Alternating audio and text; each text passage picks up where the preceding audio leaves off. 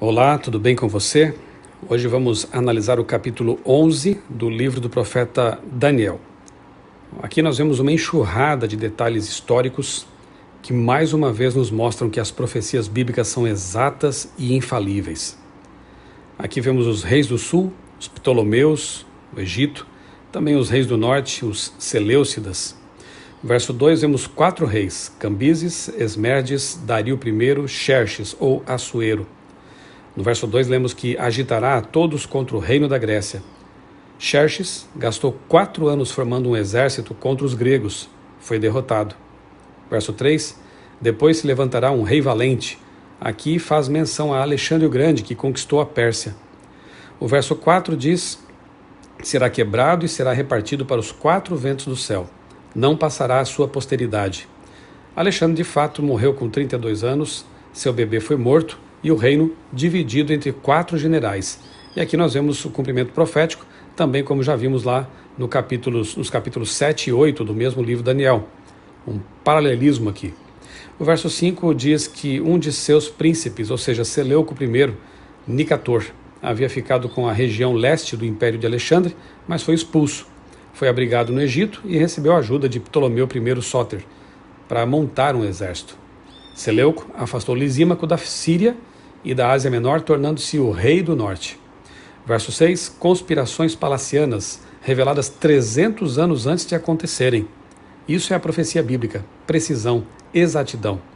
Verso 7 menciona um renovo, ou seja, Ptolomeu III, de 246 a 221 a.C., era irmão de Berenice. Determinou-se vingar a morte da irmã, invadindo a Síria.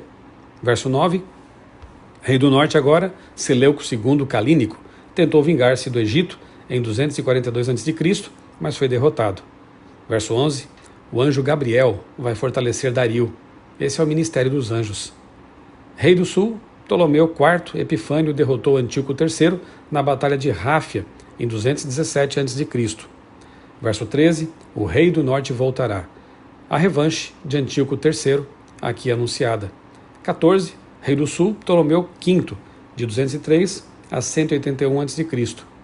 O verso 14 diz, roubadores do teu povo, ou seja, os romanos, o que também vemos em Daniel 7:7 e Daniel 8:13. O verso 16 diz, estará na terra gloriosa e terá poder de destruí-la. Pompeu conquistou Jerusalém. Os versos 16 a 19 mencionam Júlio César, e o verso 17 fala de uma jovem em casamento, ou seja, Cleópatra. 18, um príncipe fará cessar o seu opróbrio. Cássius Longinos assassinou Júlio César em 44 a.C. O verso 20 diz, em seu lugar se levantará quem fará passar um exator de tributo. Interessante, César Augusto.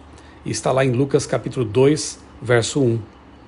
Verso 21 diz, depois se levantará de Roma, em seu lugar um homem vil, tomará o reino com engano. Então, no lugar de Roma, se levantará um homem vil, um homem do pecado, que tomará o reino com engano. Ou seja, aqui é a descrição do papado medieval.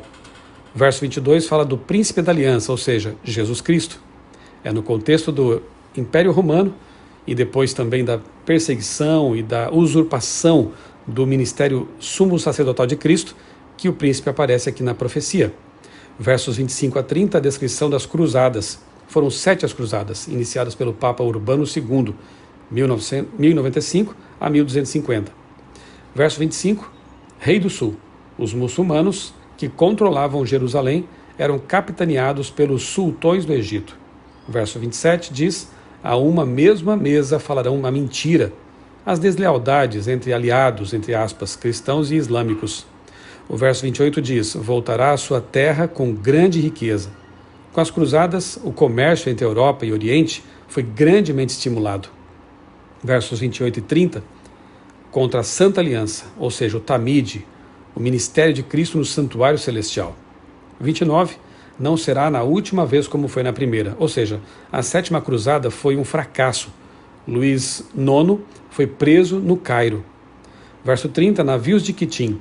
Os muçulmanos alugavam, de fato, navios de guerra gregos. De Quitim quer dizer do Ocidente. Verso 31, a abominação desoladora, que também é mencionada em Mateus 24:15. Interessante que em seus dias na terra, Jesus disse que a abominação desoladora estava no futuro. Portanto, essa abominação, que também é citada em outros trechos de Daniel, ela se refere realmente àquilo que os romanos fariam ali no futuro em relação ao tempo em que Jesus esteve na terra.